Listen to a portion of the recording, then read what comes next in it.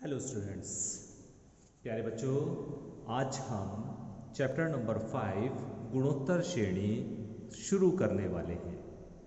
अभी सबसे पहले आप गुणोत्तर श्रेणी की पहचान सबसे पहले हम सीखेंगे। जैसे समांतर श्रेणी में आपने पढ़ा था कि समांतर श्रेणी की क्या पहचान होती है, कि दूसरे पद में से पहला पद घटाना होता है या तीसरे पद में से दूसरा पद घटाना होता है, जिसे हम सार्व अंतर बोलते थे, वो एक सा आता था। ये थी समांतर श्रेणी की पहचान। ठीक है। इसी तरह प्यारे बच्चों, गुणोत्तर श्रेणी की भी पहचान होती है। जैसे एक श्रेणी मैंने लिखी हुई है 1 2 4 8। अगर आप इसमें से 2 में से आप अगर 1 घटाएंगे तो 1 बचेगा, अगर 4 में से 2 घटाएंगे तो 2 बचेगा। तो ये तो अलग अलग आ रहा है, तो इसका मतलब ये समांतर श्रेणी नहीं है। ठीक है। तो गुणोत्तर श्रेणी की पहचान के लिए हम करते क्या हैं कि दूसरे पद को पहले पद से डिवाइड करते हैं, भाग करते हैं। दूसरे पद को पहले पद से भाग करते हैं। तो जब हम 2 को 1 से भाग करेंगे तो 2 ही आएगा, या तीसरे पद को दूसरे पद से भाग करते हैं, तो जब हम 4 को 2 से भाग करेंगे तो भी 2 ही आएगा, है ना। तो अनुपात, दो पदों का अनुपात, किन्हीं लगातार या क्रमागत दो पदों का अनुपात एक सा है। अनुपात ध्यान रखिएगा, अंतर नहीं कह रहा हूं मैं, अनुपात। तो वो गुणोत्तर श्रेणी होती है। देख लीजिए इसमें भी 6 को अगर मैं 3 से डिवाइड करूं तो 2 आएगा, 12 को अगर मैं 6 से डिवाइड करूं तब भी 2 आएगा, 24 को अगर मैं 12 से भाग करूं तो अभी 2 आएगा। तो ये गुणोत्तर श्रेणी की पहचान है। ठीक है। फिर उसके बाद प्रथम पद को हम ए के द्वारा प्रदर्शित करते हैं। उसके बाद निकाला जाता है सार्व अनुपात, जिसे हम आर के द्वारा प्रदर्शित करते हैं।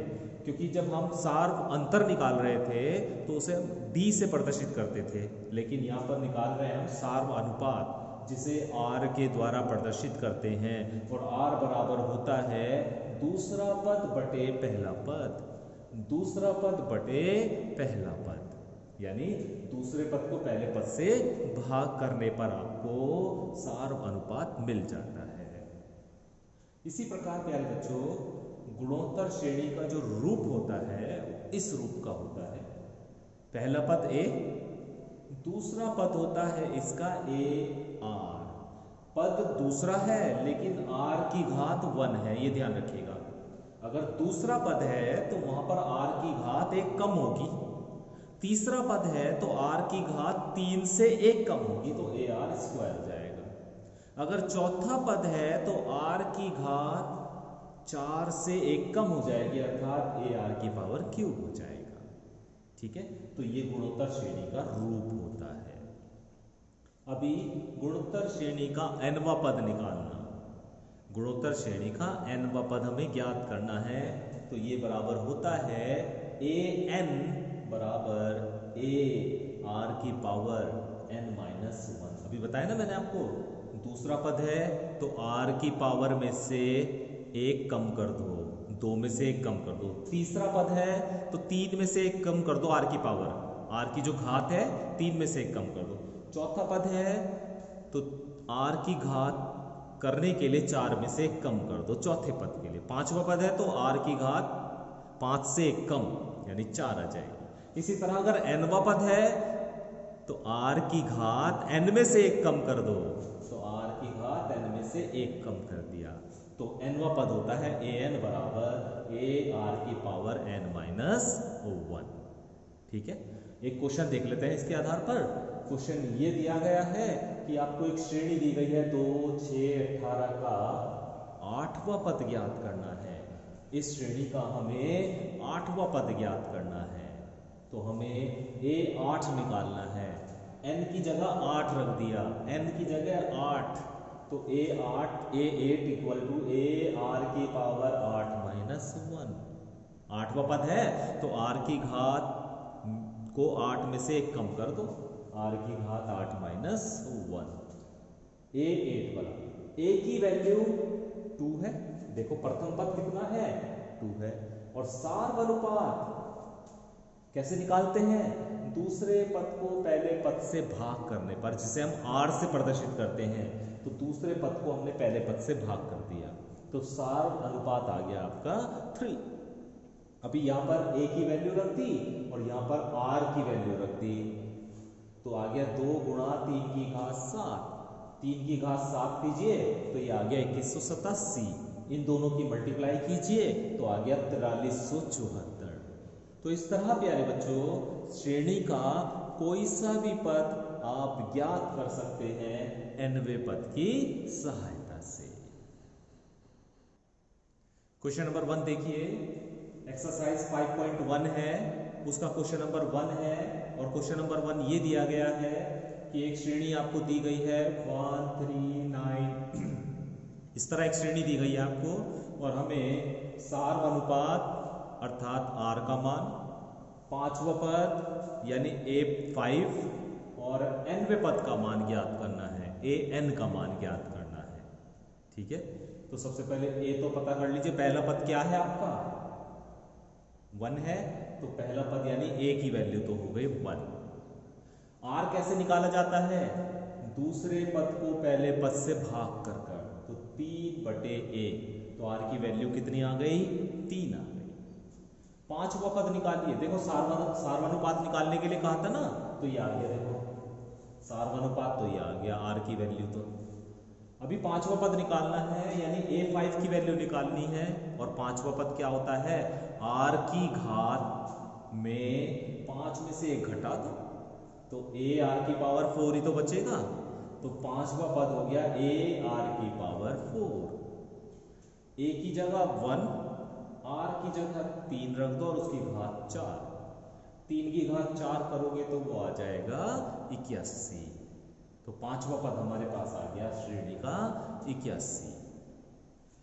अभी nवा पद भी हमें ज्ञात करना है, तो an बराबर क्या होगा A R की पावर n-1। A की जगह A का मान रख दो, R की जगह R का मान रख दो और उसकी घात n-1, तो ये आ गया 3 की घात n-1। तो इस तरह प्यारे बच्चों हम क्वेश्चन नंबर 1 से क्वेश्चन नंबर 8 तक इसी तरह के सारे क्वेश्चन दिए गए हैं, उन क्वेश्चन को इसी आधार पर हम करेंगे, क्वेश्चन नंबर 1 से लेके क्वेश्चन नंबर 8 तक।